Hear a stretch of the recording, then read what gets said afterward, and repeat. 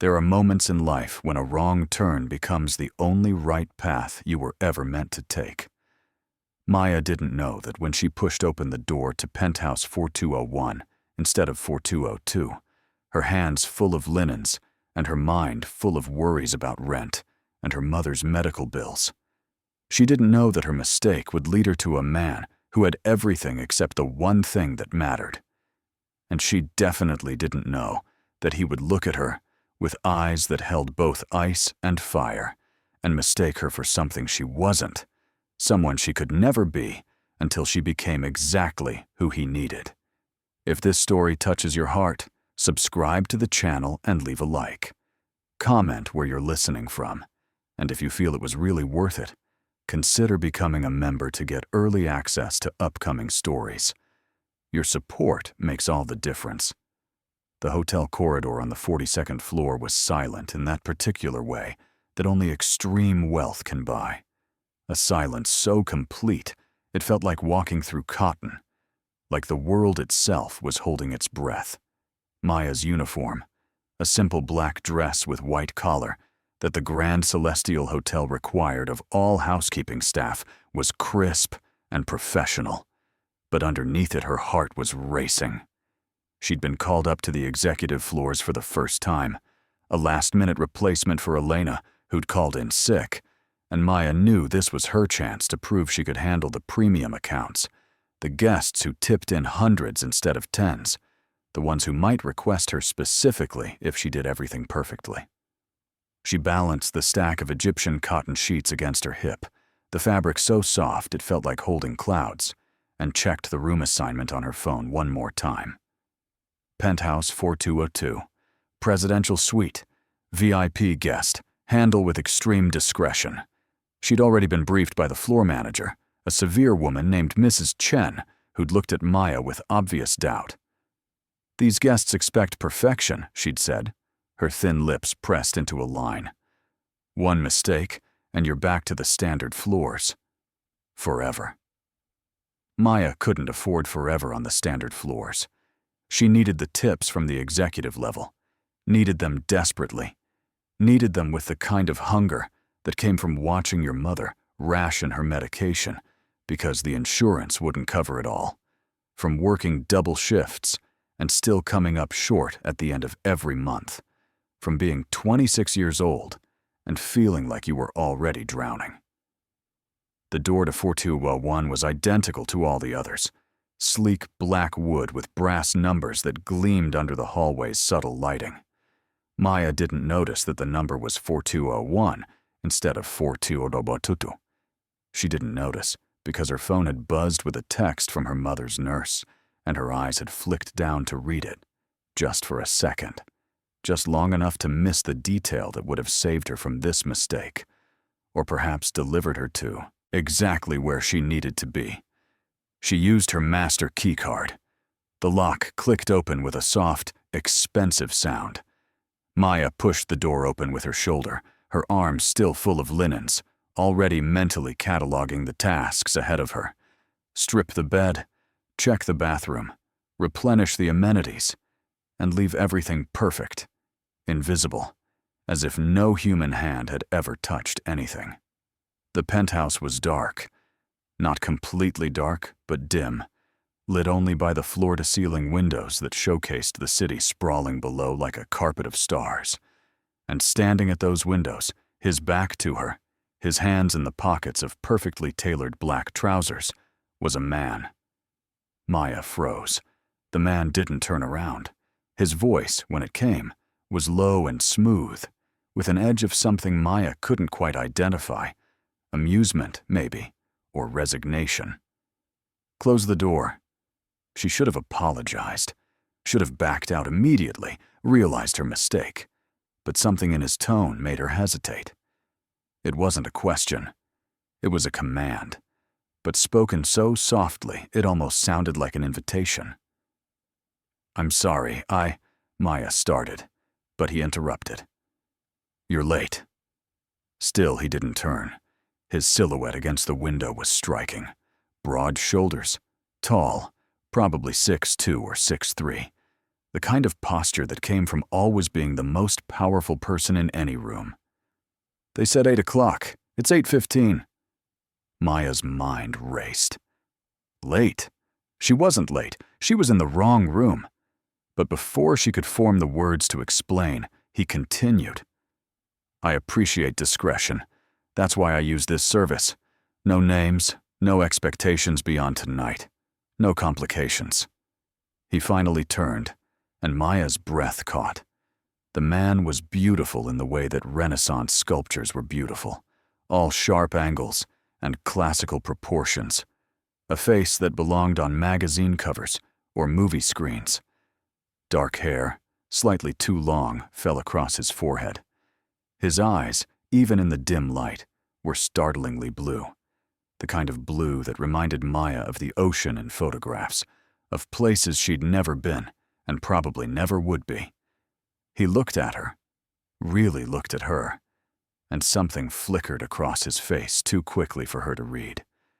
You're not what I expected.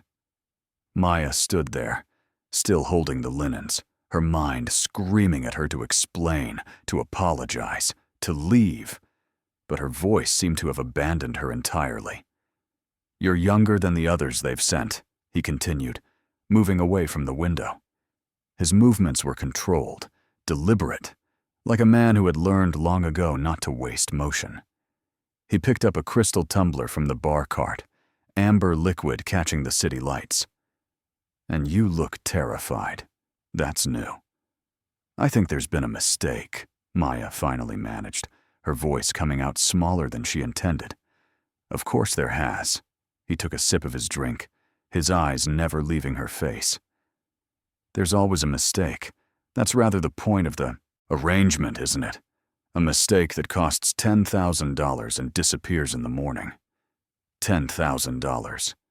The number hit Maya like cold water. She suddenly understood what he thought she was, what he believed she'd been sent here to do, and her face burned with humiliation and something else, something that felt dangerously like curiosity.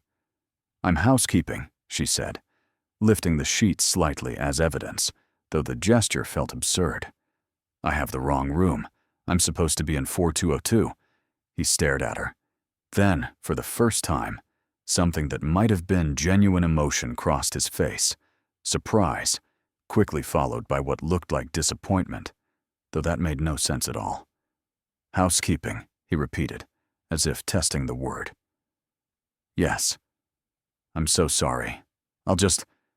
Maya turned toward the door, desperate now to escape, to pretend this had never happened. Wait. The word stopped her, not because it was loud, but because of how he said it.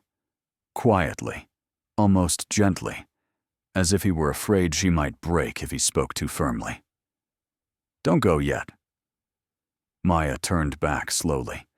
The man was looking at her with an expression she couldn't read, something raw and unguarded that disappeared almost as quickly as it had appeared. What's your name? He asked. Maya. She shouldn't have told him, shouldn't have engaged. But something about the loneliness in his eyes made her answer. Maya, he repeated, and the way he said her name made it sound like something precious. I'm Dante. He set down his glass. And I think perhaps you walking into the wrong room might be the first right thing that's happened to me in a very long time. Maya should have left.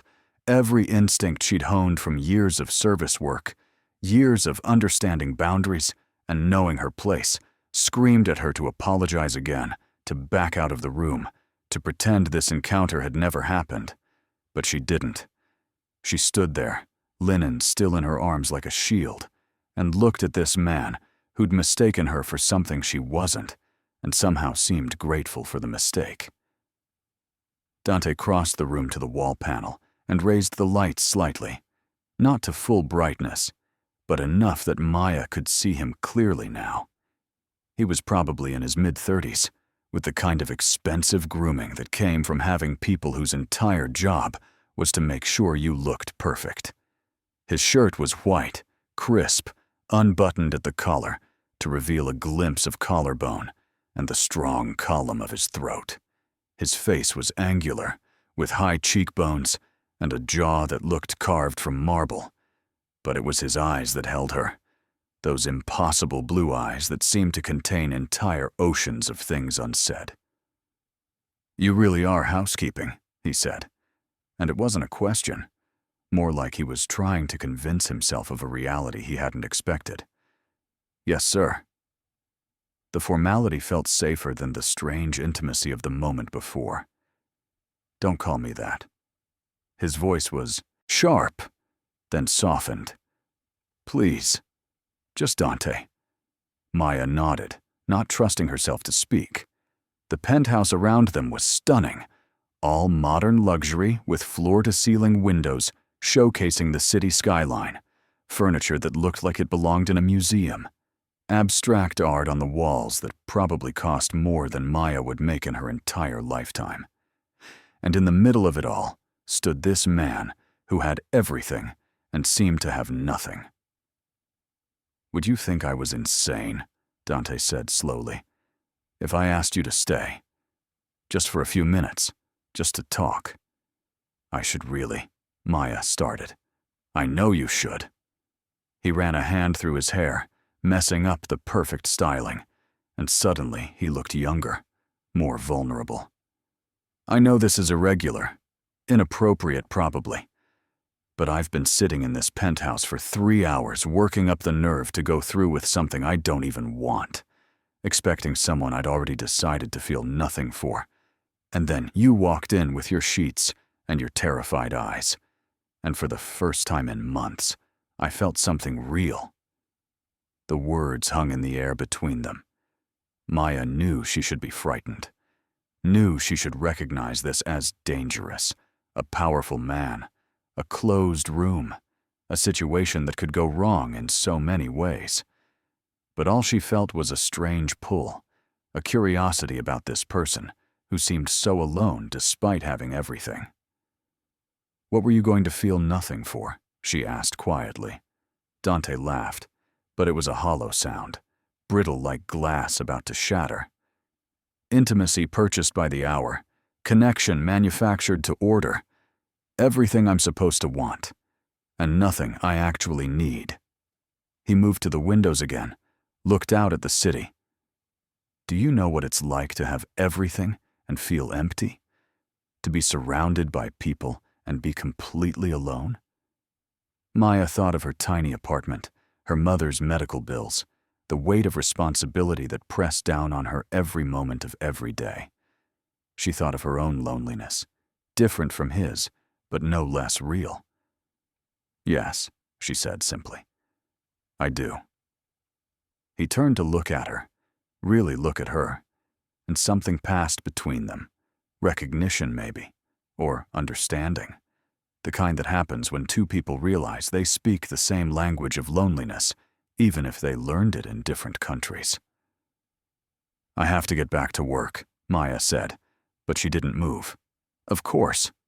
Dante reached into his pocket and pulled out his wallet, extracted several bills. "For your time. For listening." "I don't want your money," Maya said, the words coming out more forcefully than she intended. "I didn't do anything." "You did more than you know." He held out the bills, but when Maya didn't take them, he set them on the console table near the door instead. "At least let me not be the reason you get in trouble.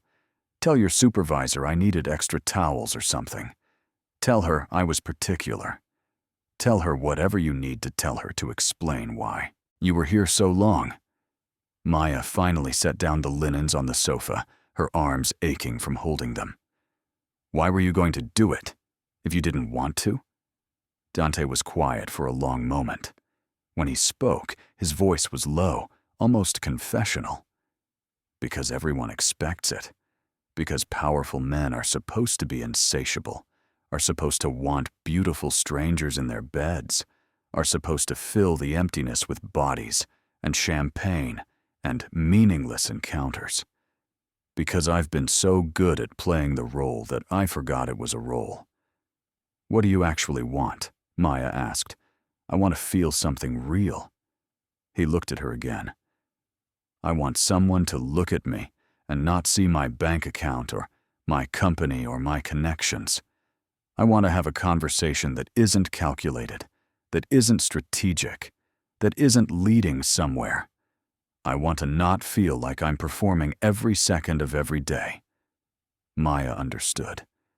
She understood in a way that surprised her, because she'd always thought that money solved problems, that wealth equaled freedom, that people like Dante had everything, while people like her had nothing. But standing here in this penthouse, she realized that loneliness was democratic, that emptiness could fill even the largest spaces, that you could be surrounded by luxury and still be starving for connection. I'm nobody, Maya said quietly. I'm housekeeping. I'm broke. I'm barely keeping my head above water. I can't give you whatever it is you think you need. You're wrong. Dante moved closer, not threatening, just present. You already gave it to me. You looked at me like I was human. You asked me what I wanted. You didn't calculate whether I was worth your time based on what I could do for you. That's more than I've had in years. Maya felt something shift in her chest. A loosening of something she hadn't known was tight. I should go, she said, but she still didn't move. I know, he smiled, and it was sad, but genuine. But if you ever find yourself on the 42nd floor again, if you ever walk past this door and wonder, know that I'd like nothing more than to talk to you again. Just talk. No expectations, no arrangements, just two people being honest with each other. Maya picked up her linens. Dante opened the door for her, and as she passed him, she caught his scent, expensive cologne mixed with something else, something that reminded her of autumn and books and safety. Thank you, she said, for not being what I expected either. What did you expect? Someone who would make me feel small. Maya looked up at him. But you made me feel seen. She walked into the corridor, and the door closed behind her with that same soft, expensive click. Maya stood there for a moment, her heart racing, her mind spinning, before she realized she was standing outside 4201 when she should have been in 4202 all along. Maya didn't see Dante again for 3 days, and she told herself that was for the best, that their encounter had been a strange aberration, a moment out of time that belonged in that dim penthouse and nowhere else. She returned to her regular floors, her regular routines, stripping beds and scrubbing bathrooms, and pretending that her hands didn't shake slightly every time she passed the elevator that went to the executive floors. She told herself that men like Dante existed in a different world, that the money he'd left on the console table, which she'd gone back for later and found was $2,000, was a closing of accounts, a generous tip for an awkward encounter. Nothing more. But on Thursday evening, as Maya was finishing her shift, Mrs. Chen appeared in the service corridor with an expression that might have been approval if her face had been capable of such warmth. You're requested for the executive floors again, she said, checking her tablet. Penthouse 4201, same guest. He specifically asked for you.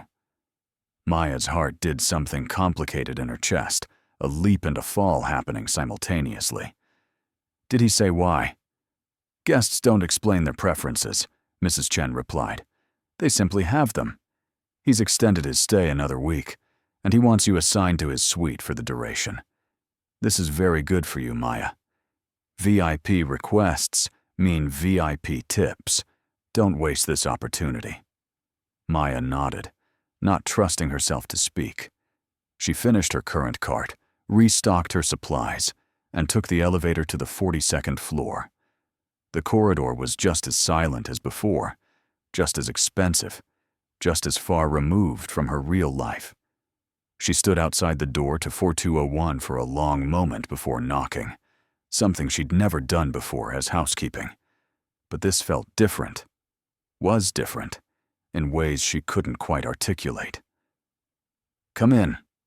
His voice through the door, muffled but unmistakable. Maya used her keycard and entered. The penthouse was bright this time, afternoon sun streaming through those massive windows, and Dante was sitting on the sofa with a laptop, wearing reading glasses that somehow made him look both more approachable and more devastating.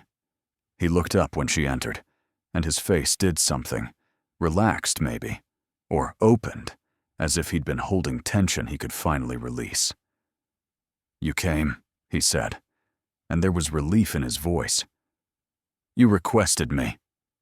Maya wheeled in her cart, trying to maintain some semblance of professional boundaries, even though everything about this situation had already shattered them. "I did." He closed the laptop, removed his glasses. "I wasn't sure you would. I thought maybe you'd asked to be reassigned, that you'd decided I was too strange, too inappropriate. Too much." Too much.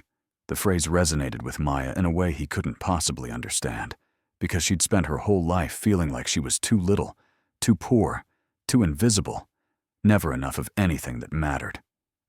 "I'm here to clean your suite," she said, but the words felt hollow. "Maya." The way he said her name again, like it was important, like it meant something. "I don't need housekeeping. The suite is fine. I requested you because I wanted to see you again, to talk to you again, if you're willing. If you're not, I understand completely. And I'll call down right now and have someone else sent up, and I'll never bother you again." Maya should have said yes, should have protected herself, should have recognized this for what it could become: complicated, dangerous, impossible. But she found herself saying, "What do you want to talk about?" Dante smiled, and it was genuine this time, reaching his eyes and making him look years younger. "Everything. Anything. I want to know who you are when you're not wearing that uniform. I want to hear about your life, your thoughts, your dreams. I want to have a conversation where neither of us is performing." "I don't think we exist in the same world," Maya said quietly. "Maybe that's exactly why this could work." Dante gestured to the chair across from him. No shared social circles, no mutual friends to gossip, no expectations from people who think they know us. Just two people being honest. Maya looked at the chair, then at her cart, then at Dante. She thought about her mother's medical bills, about the money he'd already given her, about the practical benefits of keeping a VIP happy. But underneath all those practical considerations was something else, a hunger to be seen, to be heard, to matter to someone even for a little while. She crossed to the chair and sat down. "Tell me about your day," Dante said, leaning back. "The real version, not the polished one." So Maya told him. She told him about Mrs. Chen's impossible standards, about the guest in 2847 who'd left used syringes in the bathroom that Maya had to clean with her heart in her throat, about the wedding party that had trashed an entire suite, and how Maya had spent 4 hours scrubbing champagne out of carpet. She told him about her aching feet and her exhausted mind, and how she sometimes felt like she was invisible, like she moved through the hotel as a ghost, noticed only when something wasn't perfect. Dante listened, really listened, not the way people usually did when they were waiting for their turn to talk, but with his full attention, his eyes never leaving her face, his expression reflecting understanding and something that looked like anger, not at her, but on her behalf. "You deserve better," he said when she finished. "Everyone deserves better than what they have," Maya replied. "That's not how the world works. Maybe it should be. Maybe doesn't pay rent." Dante was quiet for a moment, then said, "Tell me about your mother." Maya stiffened. She hadn't mentioned her mother, hadn't said anything that would have revealed that detail. "How did you have a photo," he said gently, gesturing to her uniform pocket where the edge of a picture frame keychain was visible. "I saw it when you set down the linens last time. You touched it twice during our conversation, like a talisman." Maya pulled out the keychain. The photo inside was small, her mother on a good day, smiling in the garden of their old house before the diagnosis, before the medical debt, before everything fell apart. She has MS, Maya said, her voice tight. Multiple sclerosis. The medications that actually help, the ones that slow progression. Insurance won't cover them all. She needs 24-hour care now.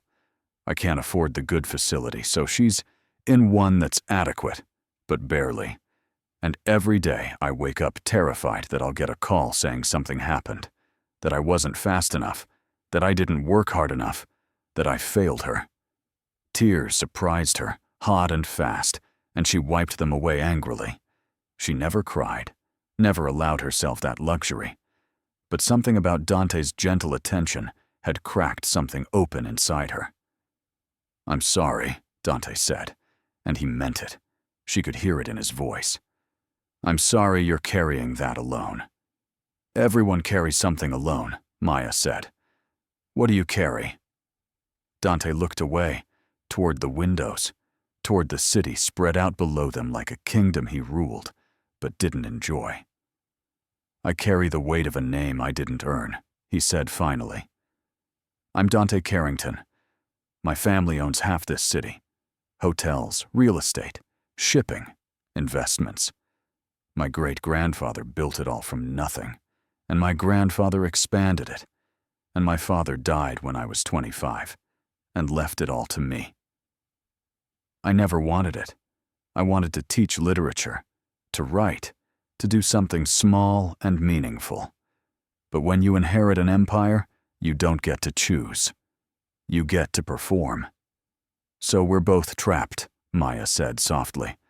"Yes." Dante looked back at her. "But maybe in this room, for these moments, we can both be free." The arrangement, if it could be called that, developed organically over the following days. Maya would arrive at Dante's suite each afternoon at 4 o'clock, officially for housekeeping, actually for conversation. She'd spend an hour, sometimes 2, just talking with him, and then she'd quickly tidy the already immaculate suite so Mrs. Chen wouldn't question the time logs.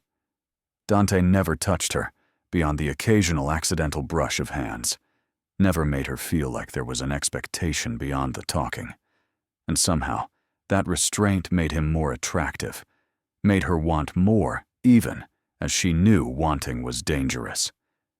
He told her about his childhood in boarding schools, about nannies who were kind but paid, about a father who loved the company more than his son, about growing up lonely in rooms full of people. He told her about Harvard, about the literature classes he'd loved and the business classes he'd endured, about the moment he'd learned his father had died, and he'd felt relief mixed with grief, relief that the performance expectations might finally end, and grief when he realized they were only beginning. Maya told him about her mother's garden, about growing up in a small house filled with books and music and laughter before the diagnosis, about watching her mother's body betray her slowly, one symptom at a time, about the moment Maya had dropped out of college to work full-time because the medical bills were drowning them. She told him about her dream of finishing her degree someday, maybe becoming a social worker, someone who could help other families navigate the impossible system she was trapped in. "Why housekeeping?" Dante asked one afternoon, and there was no judgment in the question, only curiosity. "Because it's invisible," Maya said. "Because I can disappear into the role, be efficient and effective, and not have to explain my life to anyone. Because it pays enough to cover the bills, barely, and the tips help. Because I don't have to pretend to be anything other than competent." "You're so much more than competent." Dante leaned forward. "You're intelligent, articulate, compassionate. You could do anything." "Anything requires money I don't have and time I can't spare," Maya said, but the words didn't come out bitter, just factual. "What if money wasn't an obstacle?" Dante asked carefully. "What if I could help?" Maya stiffened immediately. This was the moment she'd been afraid of, the moment when kindness revealed itself to be something else, when generosity came with strings attached. I'm not for sale, she said quietly. I know that. Dante's voice was urgent. Maya, I know that. I'm not trying to buy you. I'm trying to help someone who deserves better than what life has given her. Let me pay for your mother's better care. Let me cover your tuition if you want to go back to school. Let me do something meaningful with money that means nothing to me. And what would you want in return? This. Dante gestured between them. These conversations. Your honesty, your company. Nothing more than what we already have. Maya stood up, paced to the windows. The city below was oblivious to the drama playing out on the 42nd floor. People living their lives, carrying their burdens, finding their ways through. You don't understand, she said finally. If I accept your help, I become dependent on you. I become something I never wanted to be. Someone who needs rescuing. Someone who can't stand on her own. Is it really standing on your own if you're drowning? Dante asked gently. He came to stand beside her at the window, careful not to touch, but close enough that she could feel his warmth. Is pride worth your mother's suffering? Is independence worth your dreams dying? What happens when you get bored of me? Maya turned to face him. What happens when these conversations stop being interesting? When I stop being a novelty? When you realize I'm just a poor girl who cleans hotel rooms and you're a billionaire who can have anyone?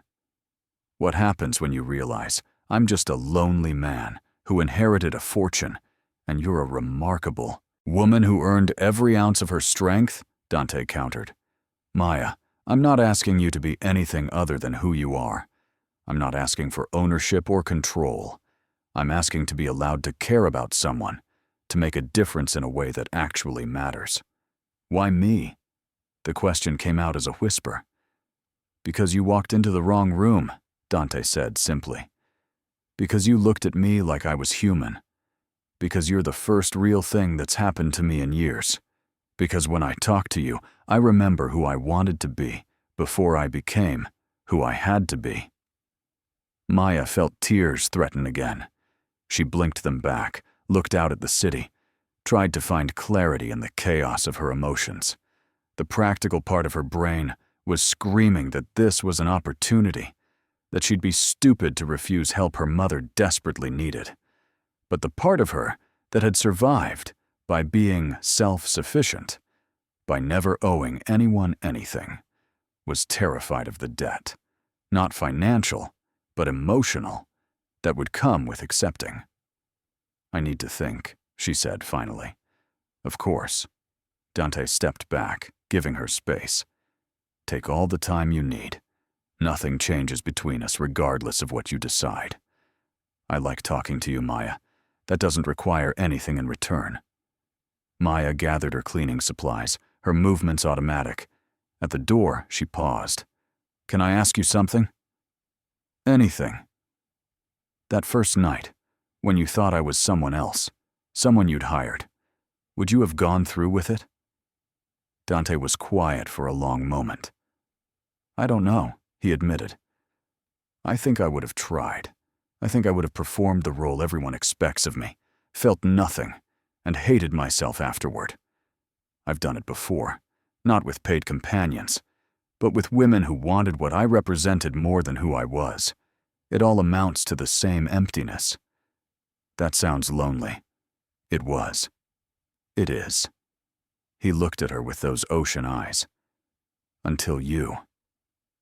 Maya left before she could say something she wasn't ready to say, before she could acknowledge the way her heart had started beating differently when she was around him, before she could admit that she was falling for someone she had no business falling for, someone who existed in a different stratosphere of life, someone who could break her heart without even meaning to. But as she rode the elevator down, as she clocked out and headed to the subway, as she made her way to the care facility to visit her mother, Maya couldn't stop thinking about Dante's offer, not because of the money, though that was life-changing, but because of what it represented. Someone seeing her struggle and wanting to help. Someone caring enough to offer, without expecting her to become something else in return. Her mother was having a bad day, her speech slurred, her hands trembling too much to hold the book she loved. Maya read to her, held her hand, pretended everything was fine, while her heart broke with each labored breath her mother took. And when she left, when she returned to her tiny apartment that was too hot in summer and too cold in winter, when she lay in bed staring at the ceiling, Maya finally admitted the truth to herself. She was going to say yes. Not because she was weak, but because loving her mother was more important than her pride. Not because she was giving up her independence, but because she was learning that accepting help wasn't the same as surrendering. That connection required vulnerability, that sometimes the strongest thing you could do was admit you couldn't do it alone. Maya told Dante yes 3 days later, standing in his penthouse with her heart in her throat and her pride carefully folded away where it couldn't interfere with necessity. She'd rehearsed a speech about boundaries and expectations and maintaining their friendship as separate from financial assistance. But when she opened her mouth, all that came out was, "Help me. Please." Dante didn't gloat or act superior.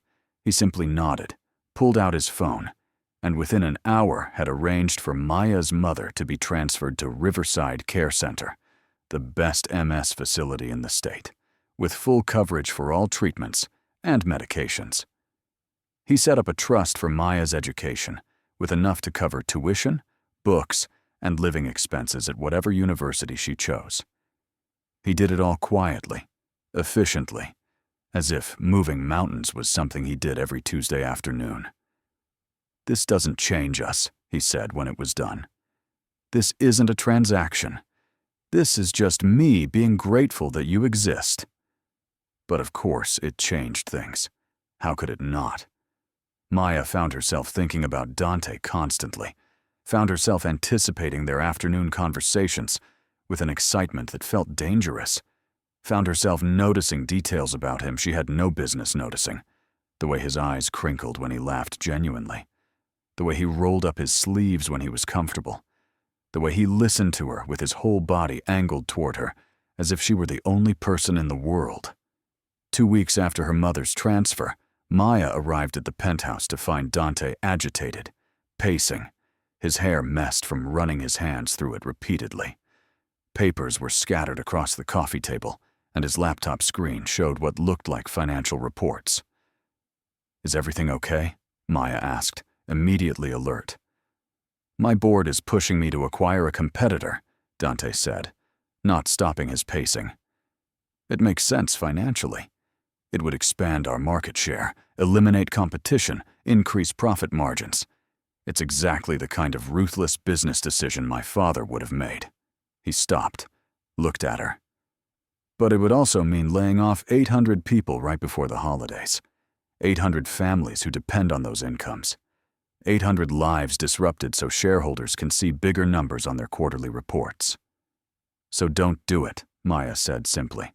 "It's not that simple. The board has the power to overrule me if they think I'm making decisions that hurt the company. If I refuse this, they'll say I'm too soft, that I don't have what it takes to lead. They'll start maneuvering to remove me." Maya sat down on the sofa, looked at the papers. She didn't understand most of the financial jargon, but she understood the human cost. "Would removing you be bad?" Dante stopped pacing, stared at her. "What? I'm serious. Would someone else running the company be worse than you running it? Because, from what you've told me, you hate this. You're miserable. You're performing a role you never wanted.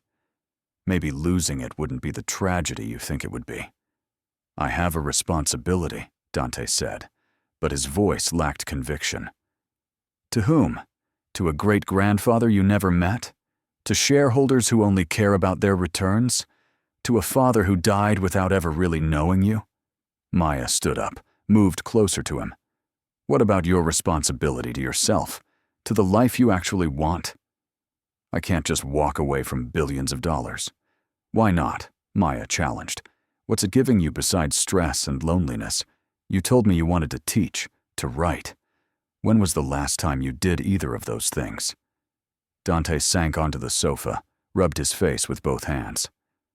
I don't remember, he admitted quietly. Maya sat beside him, close but not touching. You gave my mother a better life. You gave me the chance to finish my education. You helped us because you could, because it mattered. What if you did that full-time instead of managing an empire you never wanted? You make it sound simple. Maybe it is simple, and we're the ones making it complicated. Maya finally let herself touch him, just a hand on his arm, but the contact felt electric. You told me I deserved better than drowning in medical debt. Maybe you deserve better than drowning in expectations that were never yours to begin with. Dante looked at her hand on his arm, then up at her face. When did you become so wise? I've always been wise. You were just too rich to notice, Maya teased, and he laughed, really laughed, the tension breaking. I'm going to refuse the acquisition, he said decisively. And I'm going to tell the board that if they don't like it, they can start looking for my replacement. Because you're right. I'm drowning, and I don't want to drown anymore. What will you do instead? Dante looked at her for a long moment. I don't know yet, but for the first time in a decade, I'm excited to figure it out. They talked late into the evening, long past when Maya should have left, long past when professionalism should have drawn the line. They ordered room service, shared a bottle of wine, sat on the floor by the windows watching the city lights flicker like stars. Dante told her about the book he'd always wanted to write, a literary analysis of redemption narratives in classical literature. Maya told him about wanting to work with families in medical crisis, about wanting to be the help she'd wished someone had been for her. We're quite a pair, Dante said, his shoulder touching hers now, the casual contact feeling monumental. The billionaire who doesn't want to be one, and the housekeeper who's so much more. I'm still housekeeper, Maya pointed out. Mrs. Chen would have my head if I quit without notice. So don't quit. Keep working until you start classes. Keep these afternoons that have become the best part of my day. Dante turned to look at her, and they were so close now. Close enough that Maya could see gold flecks in his blue eyes. Close enough that she could feel his breath. Unless you want to stop. Unless this has become too complicated. It was always complicated, Maya whispered, from the moment I walked into the wrong room. The right room, Dante corrected, the only room that mattered. He leaned in slowly, giving her time to pull away, time to maintain the boundaries they'd so carefully constructed. But Maya didn't pull away. She'd spent her whole life being careful, being practical, protecting herself from risks she couldn't afford. But this felt like the only risk worth taking. Their lips met softly, tentatively, a question more than a statement. Maya's eyes fluttered closed, and she felt something inside her shift and settle, like pieces of a puzzle finally finding their places. Dante's hand came up to cup her face, gentle, reverent, as if she were something precious he was afraid of breaking. When they pulled apart, both breathing unsteadily, Dante pressed his forehead to hers. I don't want to rush this, he said. I don't want to make you feel like there are expectations because of what I've done for your family. I just want to be with you, however that looks, for as long as you'll have me. I want that too, Maya admitted, but I'm scared. We're from different worlds. This could go wrong in so many ways. Or it could go right, Dante smiled. We won't know unless we try. The next 3 months unfolded like a dream Maya was afraid to wake from. Dante refused the acquisition, and the board threatened exactly what he'd predicted, a vote of no confidence, a push to remove him from leadership. But instead of fighting to stay, Dante did something they never expected. He offered to sell his controlling shares back to the company, to step down voluntarily, to walk away from the empire with enough money to live comfortably, but without the burden of leading something he'd never wanted. The business world called him crazy. His family's old guard called him a disappointment. Financial analysts predicted regret. But Dante had never looked more at peace. He moved out of the Penthouse Hotel and into a modest brownstone in a neighborhood that actually had neighbors, people who didn't know his last name and didn't care. He enrolled in a graduate program in literature at the city university, the same university where Maya would start her undergraduate degree in social work in the fall.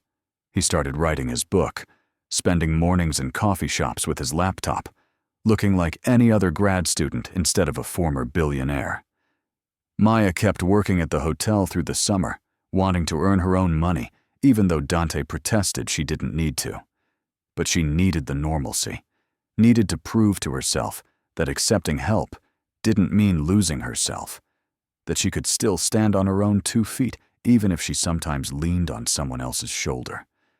Her afternoons with Dante evolved from those careful conversations in the penthouse to actual dates, walks through the city, visits to bookstores and museums, dinners at small restaurants where the food was good and the atmosphere was genuine.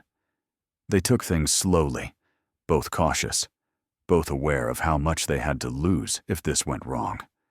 Dante never pressured her for more than she was ready to give, and Maya found herself wanting to give more than she'd ever imagined. Her mother noticed the change in her, even through the fog of medication and fatigue. "You're happier," she said one afternoon when Maya visited, her speech clearer thanks to the new treatment protocol. "There's someone, isn't there?"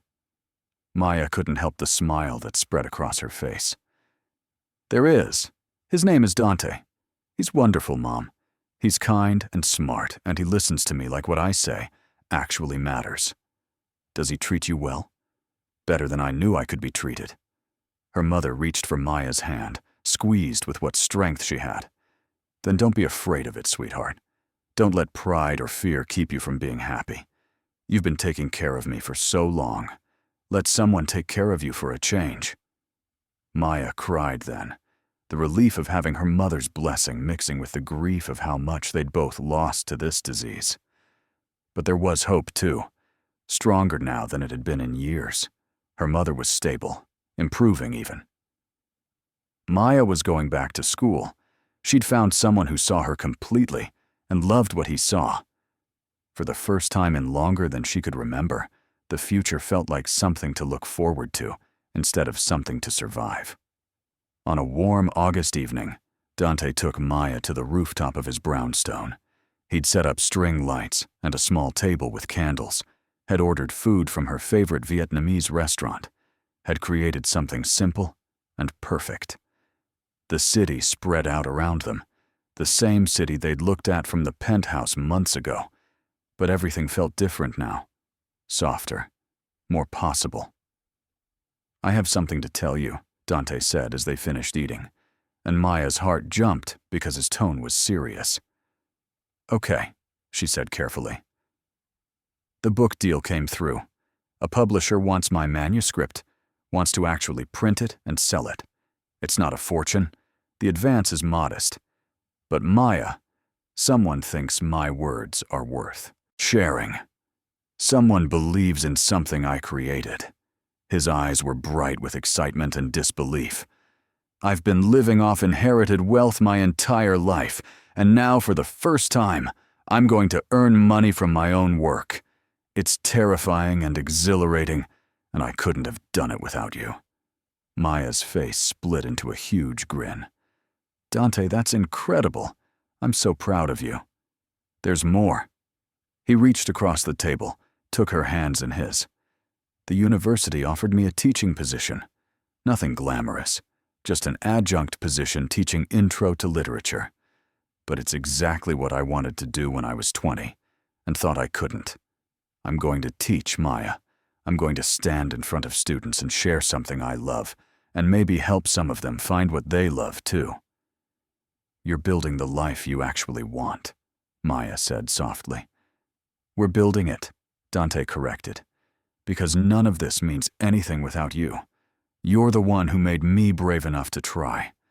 You're the one who showed me that starting over wasn't failure. It was freedom. I didn't do anything special. You did everything." Dante stood, pulled her up with him. The string lights cast golden shadows across his face, made his eyes look like the sea at sunset. "You walked into the wrong room and became the rightest thing in my life. You challenged me. You believed in me. You showed me that what I wanted actually mattered." "Dante," Maya started, but he pressed a gentle finger to her lips. "Let me finish. I know it's only been a few months. I know we're still learning each other. I know we have a whole life ahead of us to figure things out. But Maya, I've never been more certain of anything than I am of this, of us. You're my best friend. You're the person I want to tell everything to. You're home in a way no place has ever been." "You're that for me too," Maya whispered, tears gathering in her eyes. "I'm not asking you to marry me," Dante said quickly. "Not yet. Not until you're ready. Not until we've both had time to build our new lives and make sure we're choosing each other for all the right reasons. But I'm asking you to know that I'm choosing you. Every day, every moment, for as long as you'll have me." Maya laughed through her tears, wrapped her arms around his neck. "You're stuck with me, you know that? You helped my mother. You believed in my dreams. You made me feel like I mattered. Even if I wanted to leave, which I absolutely don't, I'm contractually obligated to love you forever." "Contractually obligated?" Dante laughed. "That's the most unromantic thing you've ever said." "Fine." Maya pulled back enough to look at him seriously. "I love you. Not because you helped me. Not because you're good and kind and wonderful, although you are all those things. I love you because you make me want to be brave. Because you see all my broken pieces and you think they're beautiful. Because you walked into my life as a mistake and became the most right thing I've ever found." Dante kissed her then, deep and tender and full of promise. And as the city hummed below them, as the stars struggled to be seen through the light pollution, as the world continued spinning on its complicated axis, two people who'd been lost found themselves in each other. Maya started classes in September, and the adjustment was harder than she'd anticipated. She was older than most of her classmates, had experiences they couldn't imagine, carried responsibilities they'd never had to consider. But she was also hungry in a way they weren't, desperate to absorb every piece of knowledge, to prove to herself that she belonged in these classrooms, that the girl who'd cleaned hotel rooms could also earn a degree. Dante understood. He was navigating his own adjustment, learning to be a student again after years of boardrooms and power suits, discovering that teaching required a different kind of courage than running a company. They studied together in the evenings, her social work texts spread across the table next to his literary analyses, two people reinventing themselves side by side. Mrs. Chen had been surprisingly gracious when Maya gave her notice, had even written her a recommendation letter that was as close to warm as that woman was capable of being. "You were always too smart for housekeeping," she'd said, which from Mrs. Chen was practically a declaration of love. "Come back and visit sometimes. The executive floors aren't the same without you." Maya did visit occasionally, stopping by to see the few co-workers who'd become friends. And once, just once, she rode the elevator to the 42nd floor and stood outside the door to Penthouse 4201, remembering the girl she'd been when she'd walked into the wrong room 6 months ago, terrified and exhausted and drowning in debt.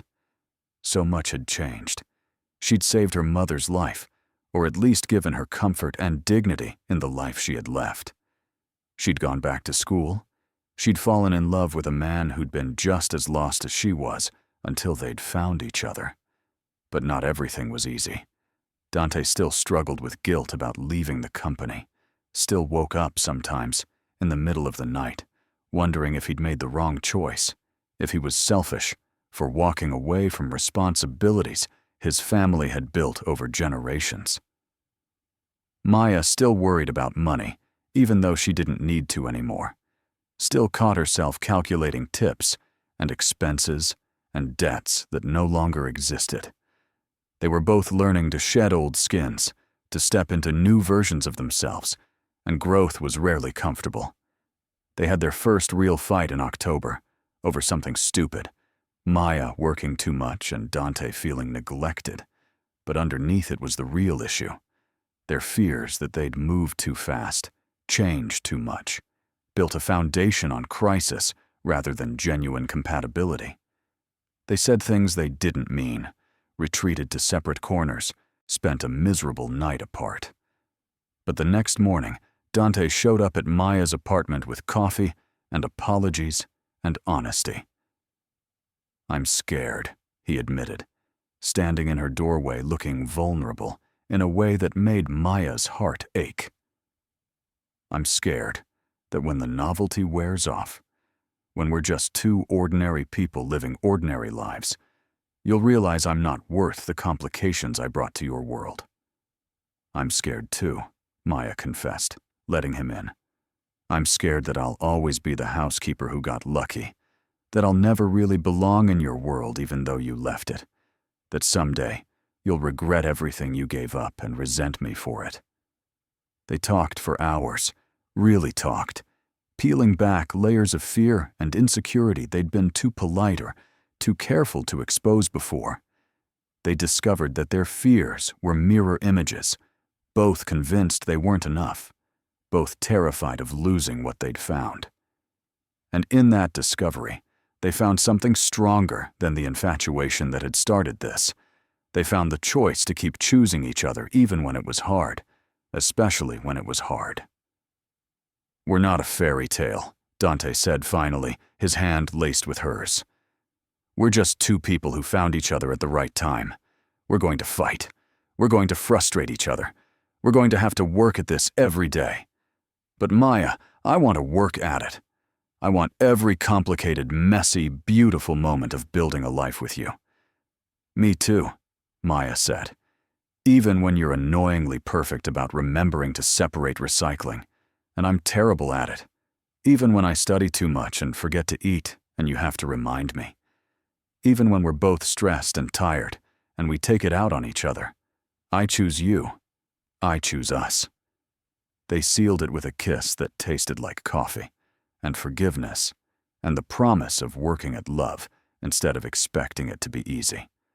Winter came early that year, snow falling in November and blanketing the city in white. Maya's mother continued to improve, slowly but steadily, the new medications giving her more good days than bad. She asked to meet Dante properly, not just the brief introductions when he'd arranged her transfer, but a real meeting where she could assess whether this man was worthy of her daughter. Dante was terrified. "What if she hates me?" he asked Maya on the drive to Riverside Care Center. "She won't hate you. She might test you, though. She's protective." "As she should be." Dante adjusted his collar for the 5th time. "You're the most precious thing in the world. I'd be suspicious of anyone who wanted you too." Maya's mother was having a good day, sitting up in her chair by the window, a book in her lap even if her hands were too unsteady to hold it properly. She looked at Dante with sharp eyes that missed nothing, assessed him from head to toe, and said, "So you're the one who saved my daughter." "I think she saved me, actually," Dante replied, sitting in the chair across from her. "I was lost before I met Maya. She showed me how to find myself again." Her mother studied him a moment longer, then smiled. "You love her." "More than I knew it was possible to love anyone," Dante admitted. "Good, because she loves you too, though she's too stubborn to say it as plainly as she should. She gets that from me." Her mother reached for Maya's hand. "I worried about her for so long, worried she'd sacrifice everything for me, that she'd forget to build her own life. But you gave her back her dreams. You gave us both a future. I can't repay that." "You don't need to," Dante said. "Maya is the gift. Everything else is just details." Her mother nodded, satisfied. "Then you have my blessing. Whatever this becomes, wherever it goes, you have my blessing." Christmas came with snow and lights, and a warmth that had nothing to do with temperature. Dante spent it with Maya and her mother, a small celebration in the care center's common room, where they ate mediocre cafeteria turkey and opened modest gifts and laughed more than Maya had laughed in years. Dante fit into their little family so naturally, it was as if he'd always been there, as if the universe had always intended for him to be part of their story. "I have something for you," Dante said to Maya when they returned to her apartment that night. He pulled a small wrapped box from his pocket, and Maya's heart did something complicated in her chest. "It's not," she started, both hopeful and terrified. "It's not a ring," Dante assured her quickly. "Not yet. We agreed we'd wait, and I meant it.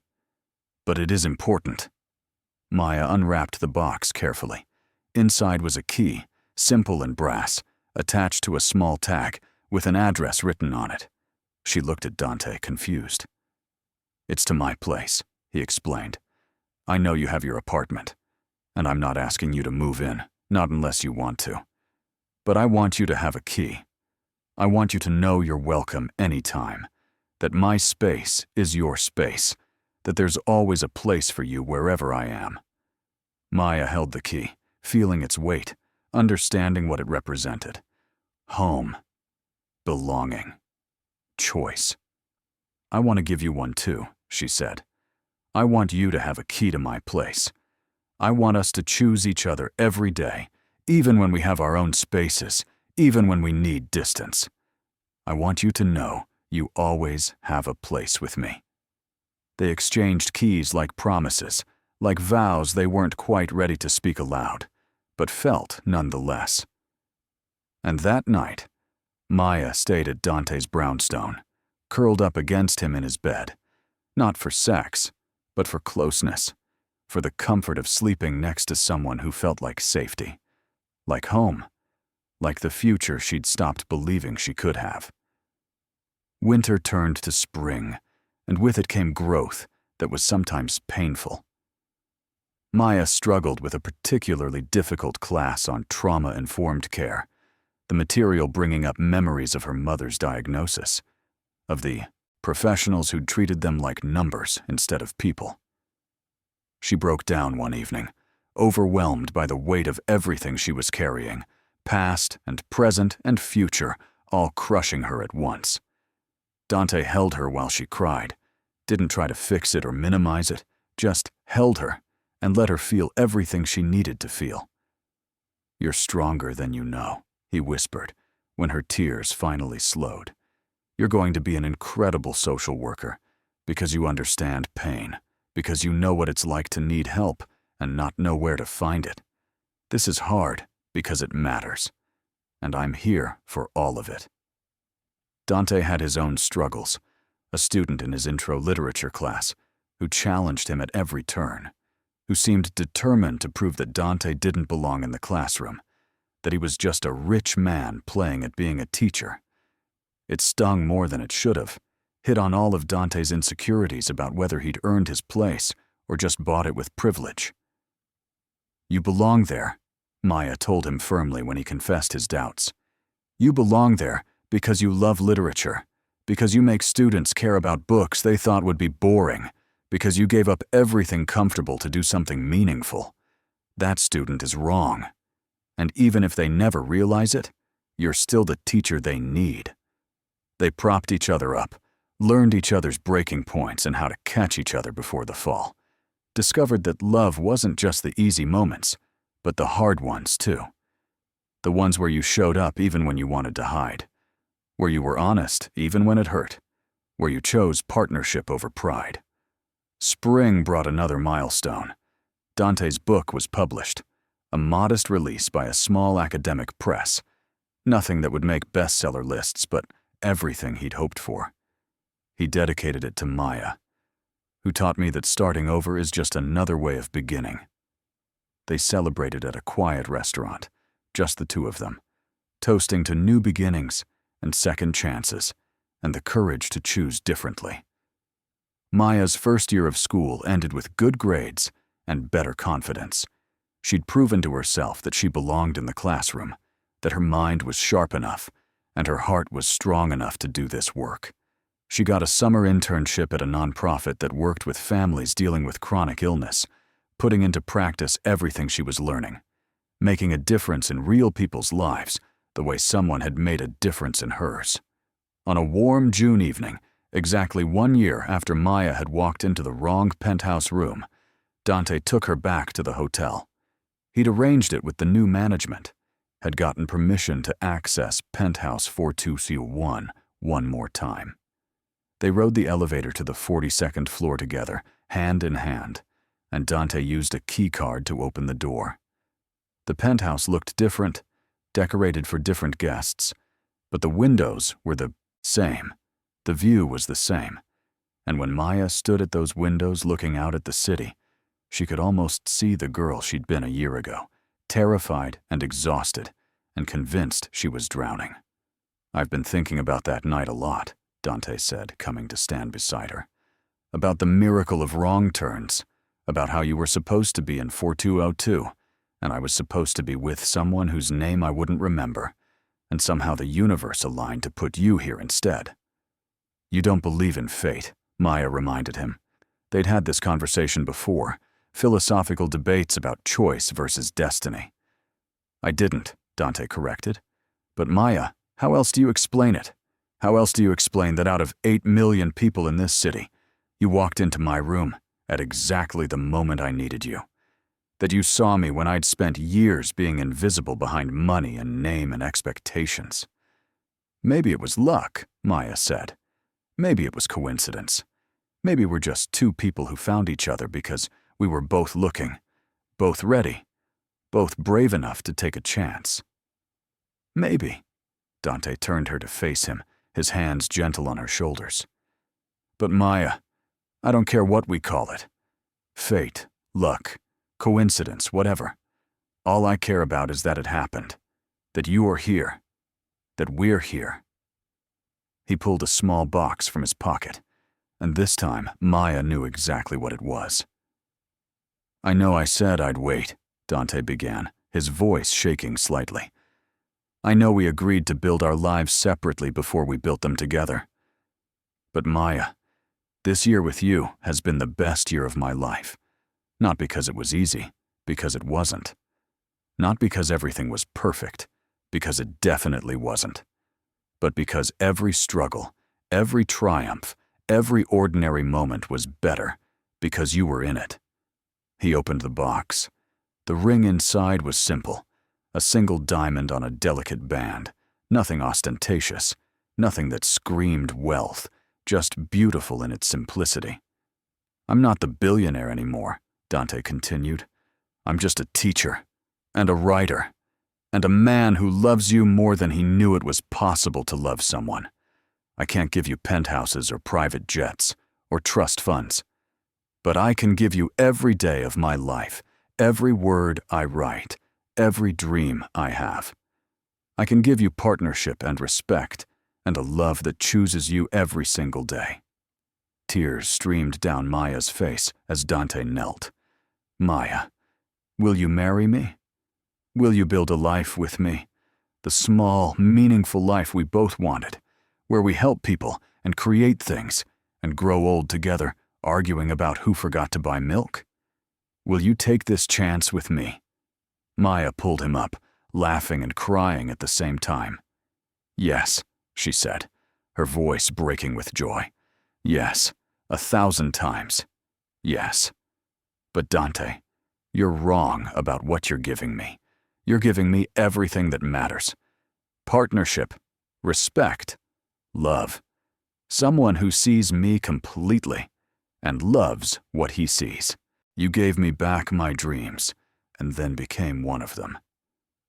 So yes, I'll marry you. I'll choose you every day for the rest of our lives." He slipped the ring onto her finger, and they kissed there in the penthouse, where it had all begun, where a wrong turn had become the rightest thing in both their lives. They planned a small wedding for October, a year and a half after that first meeting. Nothing elaborate, nothing that required a society planner or months of preparation.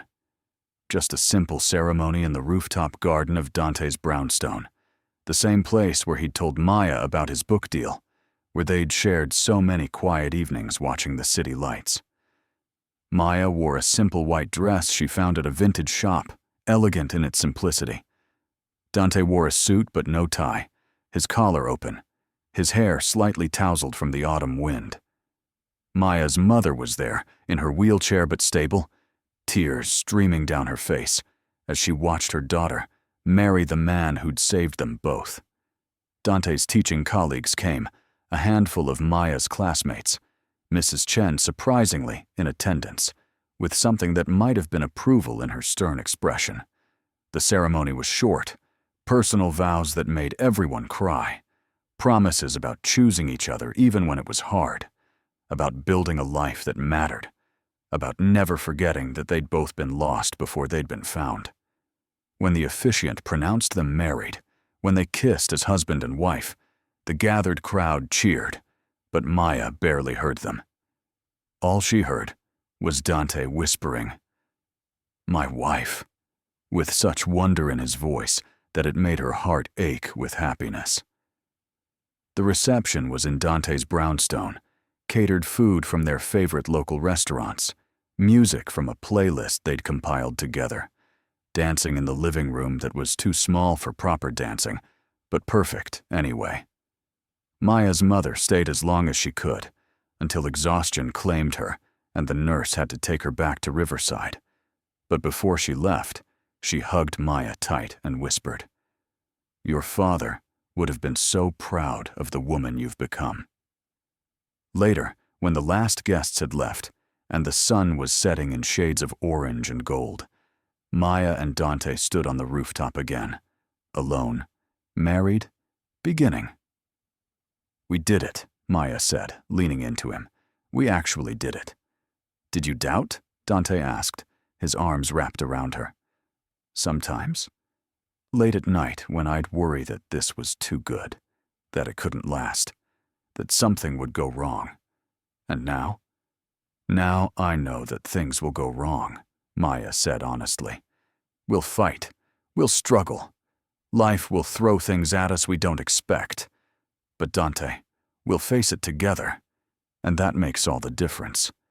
They stood there as darkness fell, as stars tried to shine through the city's light pollution, as their new life together began.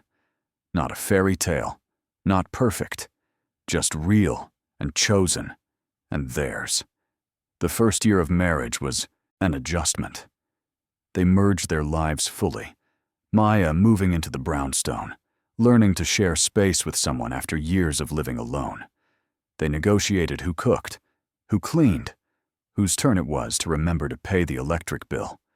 They had stupid fights about toothpaste caps and whose family to visit for holidays, and why Dante insisted on organizing books by color when Maya needed them, organized by subject.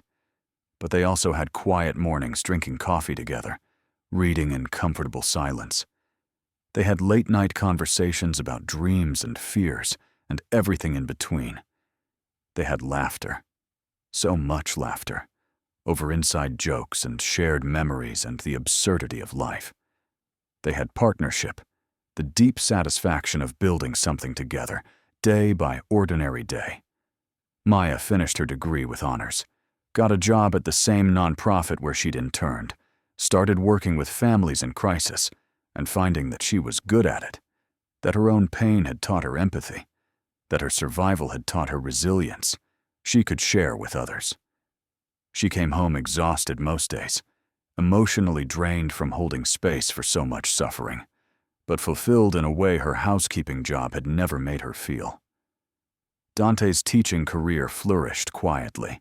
He became known as the professor who actually cared, who stayed late to help struggling students, who made literature come alive in ways that made people fall in love with reading again. He published articles in literary journals, started work on a second book, found satisfaction in creating and teaching and contributing something meaningful to the world.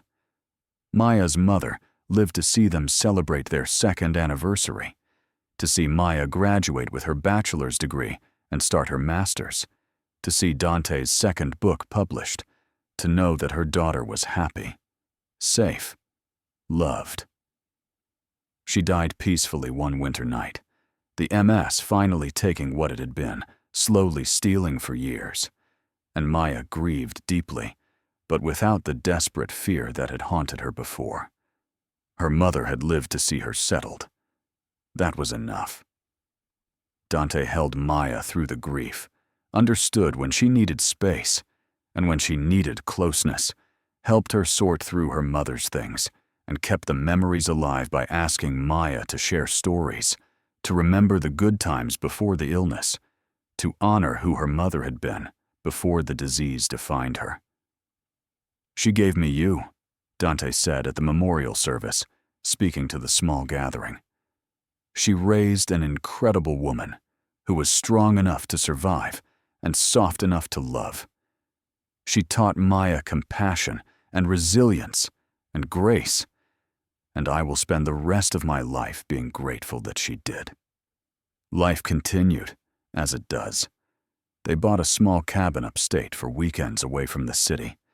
They adopted a rescue dog who was scared and broken and healed slowly in their patient care, much like they'd both healed in each other's. They talked about children someday, when they were ready, when the timing felt right. But they weren't in a hurry. They had time. They had each other. That was enough for now. On a summer evening, 5 years after Maya had walked into the wrong penthouse, they lay in the grass of their small backyard, the dog asleep between them, the stars finally visible now that they were outside the city's worst light pollution. "Do you ever regret it?" Maya asked. "Giving up everything you had?" Dante rolled onto his side, looked at her in the starlight. "Everything I had was killing me slowly. Everything I have now is what makes life worth living. You, this work that matters, this small, beautiful life we've built. Maya, I've never regretted a single moment." "Even the fights," she teased. "Especially the fights. They mean we're real. They mean we're honest with each other. They mean we're choosing to work through hard things instead of running away." Maya turned to face him, reached out to touch his face. "I love you. I loved you when you were a billionaire hiding in a penthouse. I love you now as a professor with grass stains on your jeans and dog hair on your sweater. I'll love you when we're old and arguing about who forgot to buy milk. I'll love you through all of it." "That's all I've ever wanted," Dante whispered. "To be loved not despite who I am, but because of it. To be seen completely and chosen anyway. You gave me that. You gave me everything." They kissed there under the stars, two people who'd found each other by accident and chosen each other on purpose every day since.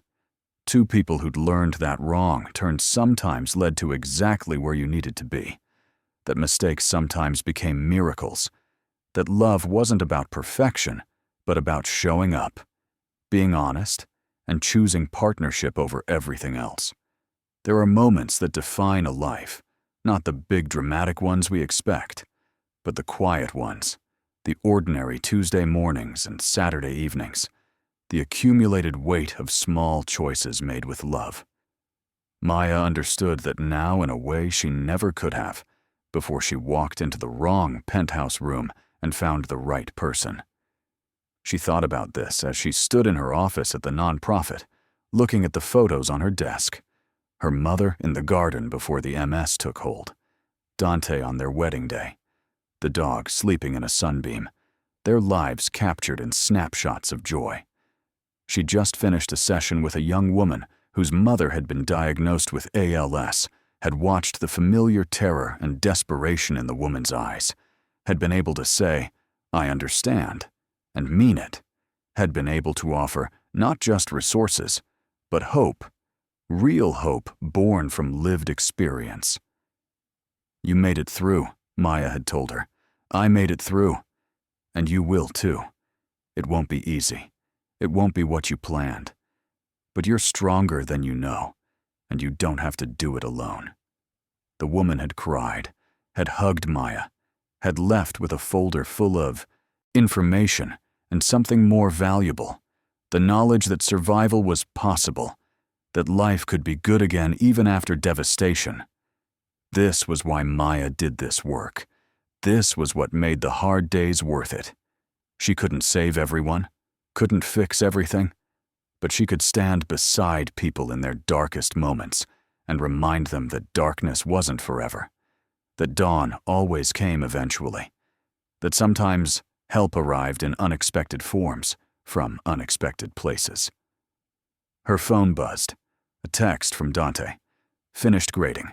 Picking up dinner. Thai or Italian?" Maya smiled, texted back. "Thai. With extra spring rolls.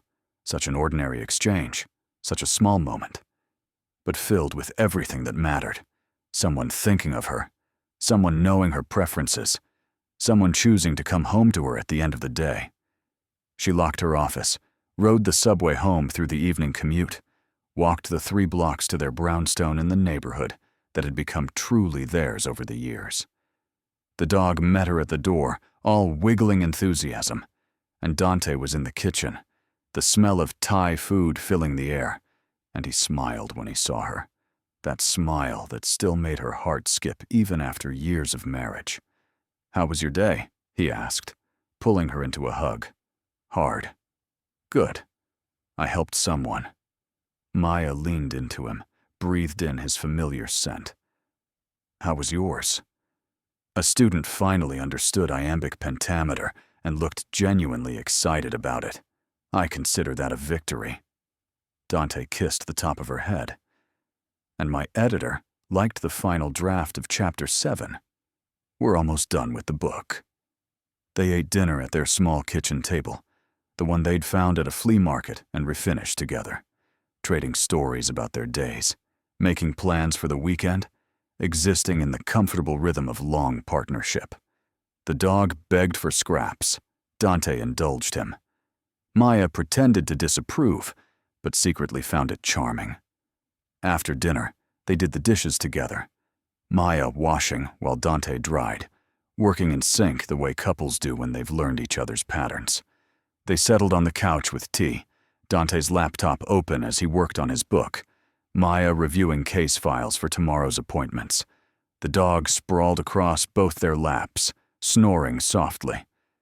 "I was thinking," Dante said, looking up from his screen. "What would you think about trying? For a baby, I mean, if you're ready. No pressure if you're not." Maya set down her files. They'd talked about children before, abstractly, someday. But hearing him say it now, concretely, made it real. "Are you ready?" she asked. "I'm terrified," Dante admitted. "I had terrible role models for parenting. But Maya, when I imagine our future, I see a child in it. Maybe children. I see us teaching them to be kind, to work hard, to build lives that matter. I see us giving them what we both needed and didn't always have. Unconditional love and support." Maya felt tears gather. "I'm terrified too. My mother was incredible, but I watched her suffer so much. What if I inherited the MS? What if I can't give them enough? What if I'm too broken from everything I've been through?" "Then we'll be terrified together," Dante said gently. "And Maya, you're not broken. You're healed. There's a difference. Broken things can't function. You function beautifully. You just have scars, and scars are just evidence of surviving." "When did you become so wise?" Maya asked, echoing words he'd said to her years ago. "I've always been wise. You were just too stubborn to notice," Dante teased, and they both laughed. "Okay," Maya said. "Let's try. Let's see what happens. Let's be brave enough to create something new together." They sealed it with a kiss that tasted like tea and trust, and the future unfolding in beautiful uncertainty. And there, in their small brownstone in the neighborhood, where nobody knew or cared that Dante had once been wealthy, where they were just another couple building an ordinary, extraordinary life, Maya finally understood the truth she'd been learning since the day she walked into the wrong penthouse. There was no such thing as wrong turns. There were only paths you didn't expect to take that led you exactly where you needed to be. There were only mistakes that became miracles when you were brave enough to see them through. There were only two people choosing each other, day after ordinary day, building something real from honesty and effort and love. Maya had spent years believing she needed to be perfect, to never make mistakes, to have everything figured out before she deserved happiness. But Dante had taught her that happiness came from showing up imperfectly, from making mistakes and learning from them, from being vulnerable enough to ask for help and brave enough to accept it. And maybe that was the truth everyone needed to learn, that we're all just walking into wrong rooms and finding right people, making mistakes that become our greatest blessings, surviving things we thought would destroy us, and becoming stronger and softer because of them. That love isn't about perfection or certainty or having all the answers. It's about choosing someone and being chosen, about building something together brick by imperfect brick, about showing up even on the hard days, especially on the hard days, and trusting that the showing up matters. Maya looked at Dante, at the life they'd built, at the future they were still creating, and felt profound gratitude for every wrong turn that had led her here, for every mistake that had taught her something essential, for the courage to walk into a room she was never supposed to enter and find the person she was always meant to find. If this story touched your heart, subscribe to the channel and leave a like. Comment where you're listening from. And if you felt it was really worth it, consider becoming a member to get early access to upcoming stories. Your boy, support makes all the difference. And if you felt this story was truly worth listening to, also click the Super Thanks button. Your gesture helps us continue creating stories that touch the soul and remind us all that sometimes the wrong door leads to exactly the right place. There are moments that define a life, not the big dramatic ones we expect, but the quiet ones, the ordinary Tuesday mornings and Saturday evenings, the accumulated weight of small choices made with love. Maya understood that now in a way she never could have before she walked into the wrong penthouse room and found the right person. She thought about this as she stood in her office at the nonprofit, looking at the photos on her desk. She'd just finished a session with a young woman whose mother had been diagnosed with ALS, had watched the familiar terror and desperation in the woman's eyes, had been able to say, "I understand," and mean it. "You made it through," Maya had told her. "I made it through, and you will too." The woman had cried, had hugged Maya, had left with hope. This was why Maya did this work. Her phone buzzed. A text from Dante. Finished grading. Picking up dinner. Thai or Italian? Maya smiled. Such an ordinary exchange, but filled with everything that mattered. She rode the subway home, walked to their brownstone. The dog met her at the door. Dante was in the kitchen, and he smiled when he saw her. That smile that still made her heart skip. "How was your day?" he asked, pulling her into a hug. "Hard." "Good. I helped someone." They ate dinner together, trading stories, making plans, existing in the comfortable rhythm of long partnership. After dinner, they did dishes together, then settled on the couch with tea. The dog sprawled across their laps. "I was thinking," Dante said, "what would you think about trying for a baby?" Maya felt tears gather. "I'm terrified." "Then we'll be terrified together," Dante said gently. "Okay," Maya said. "Let's be brave enough to create something new together." And there, in their small brownstone, Maya finally understood the truth. There was no such thing as wrong turns, only paths that led you where you needed to be. There were only mistakes that became miracles when you were brave enough to see them through. Maya had spent years believing she needed to be perfect before she deserved happiness. But Dante had taught her that happiness came from showing up imperfectly, from being vulnerable enough to ask for help and brave enough to accept it. And maybe that was the truth everyone needed to learn, that we're all just walking into wrong rooms and finding right people, surviving things we thought would destroy us, and becoming stronger because of them. That love isn't about perfection or certainty. It's about choosing someone and being chosen, about building something together, about showing up even on the hard days, and trusting that the showing up matters.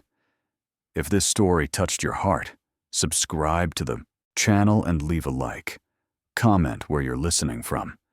And if you felt it was really worth it, consider becoming a member to get early access to upcoming stories. Your support makes all the difference.